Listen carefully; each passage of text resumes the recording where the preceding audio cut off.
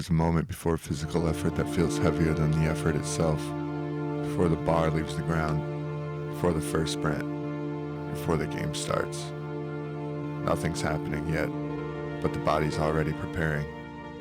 Heart rate shifts, breathing changes, tension narrows.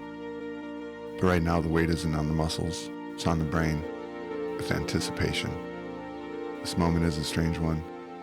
The body still hasn't done anything, but it's paying a cost nonetheless. It's because energy is being spent, not physically, but by imagining what's going to happen. Predicting takes effort. We're estimating the future discomfort, deciding whether what's coming is worth sustaining. The body's ready to negotiate. This is how we counter that argument. Not after the movement begins, but before the body even commits. It doesn't add force or energy, but it changes willingness. People describe it as motivation or emotion or hype, but those explanations don't hold up. It works when motivation is low and when emotion is flat. And it can work before effort even starts, not during. This is where the music enters, not as motivation, not as emotion, but as instruction. Athletes don't put on music because it makes them stronger. They put it on because it changes when the body's willing to work.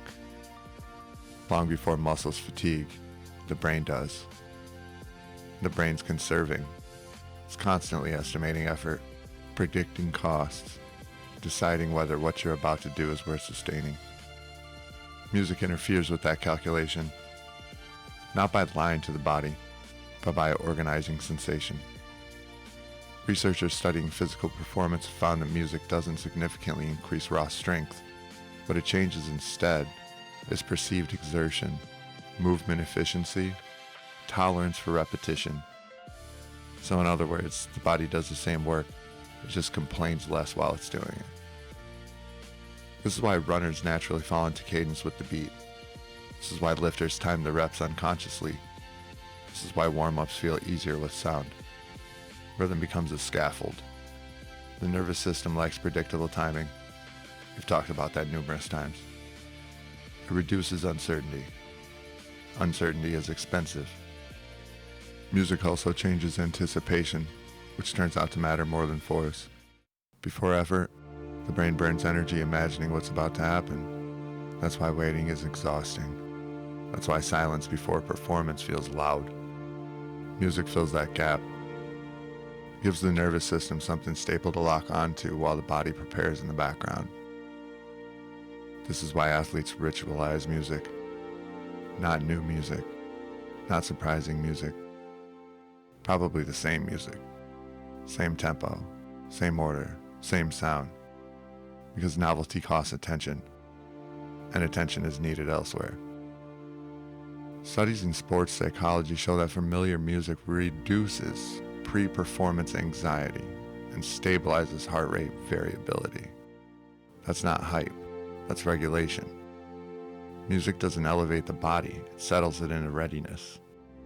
This is why lyrics matter less than people think.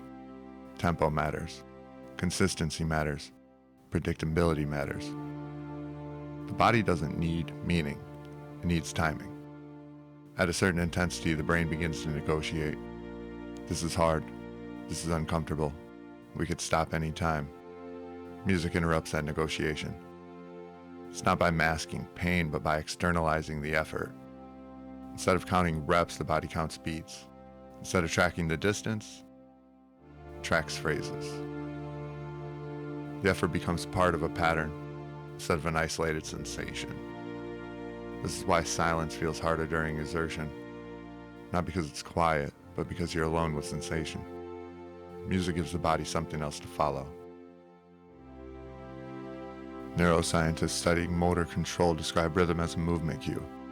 Sound becomes instruction, when to move, when to repeat, when to continue. In this sense, music acts like a secondary nervous system. It doesn't push the body forward, it tells the body it's already moving. There's a reason this works beyond training. Music has always accompanied labor, rowing, marching, work songs. Not for joy, for coordination. The body works better when effort's shared with time, even when that time's artificial. But music doesn't always help. Too fast and it overwhelms. Too complex and it competes. Too new and it distracts. When music stops working, it's usually because it asks the body to think again.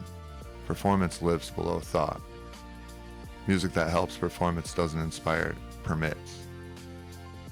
It gives the body permission to commit without constant reassessment. This is why certain movements feel different.